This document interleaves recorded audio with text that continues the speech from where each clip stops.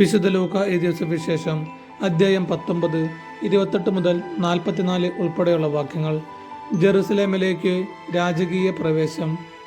അവൻ ഇത് പറഞ്ഞതിനു ശേഷം ജെറുസലേമിലേക്കുള്ള യാത്ര തുടർന്നു.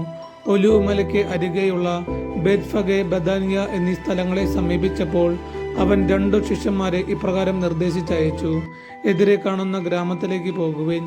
അവിടെ ചെല്ലുമ്പോൾ ആരും ഒരിക്കലും കയറിയിട്ടില്ലാത്ത ഒരു കഴുതക്കുട്ടിയെ കെട്ടിയിരിക്കുന്നത് കാണും. അതിനെ അഴിച്ചു കൊണ്ടുവരിക. നിങ്ങൾ അതിനെ അഴിക്കുന്നതെന്തിനെ എന്ന് ആരെങ്കിലും ചോദിച്ചാൽ കർത്താവിനെ അതിനെ കൊണ്ട് ആവശ്യമുണ്ട് എന്ന് പറയുക. അയക്കപ്പെട്ടവർ പോയി യേശു പറഞ്ഞതുപോലെ കണ്ടു.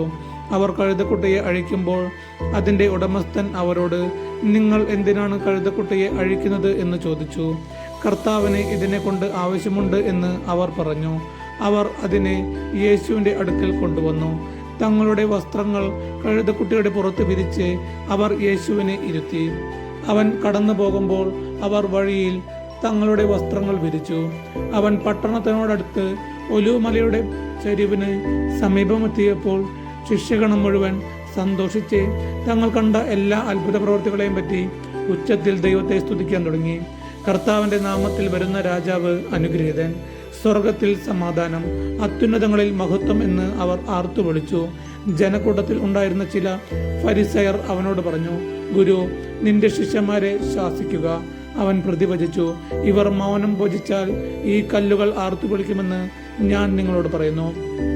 അവൻ അടുത്തു വന്ന് പട്ടണം കണ്ടപ്പോൾ അതിനെക്കുറിച്ച് വിലപിച്ചുകൊണ്ട് പറഞ്ഞു, സമാധാനത്തിനുള്ള മാർഗങ്ങൾ ഈ ദിവസത്തിലെങ്കിലും നീ അറിഞ്ഞിരുന്നെങ്കിൽ. എന്നാൽ അവ ഇപ്പോൾ നിന്റെ ദൃഷ്ടിയിൽ നിന്ന് മറയ്ക്കപ്പെട്ടിരിക്കുന്നു. ശത്രുക്കൾ നിനക്ക് ചുറ്റും പാളയമടിച്ച് നിന്നെ വളയുകയും എല്ലാ ഭാഗത്തു നിന്ന് നിന്നെ ഞെരുക്കുകയും ചെയ്യുന്ന ദിവസങ്ങൾ വരും. നിന്നെയും നിന്റെ മക്കളെയും നശിപ്പിക്കുകയും നിന്നിൽ കല്ലിന്മേൽ കല്ലു ശേഷിക്കാതിരിക്കുകയും ചെയ്യും. എന്തെന്നാൽ നിന്റെ സന്ദർശദിനം നീ അറിഞ്ഞില്ല. നമ്മുടെ കർത്താവായ യേശുവിന്റെ സ്തുതി.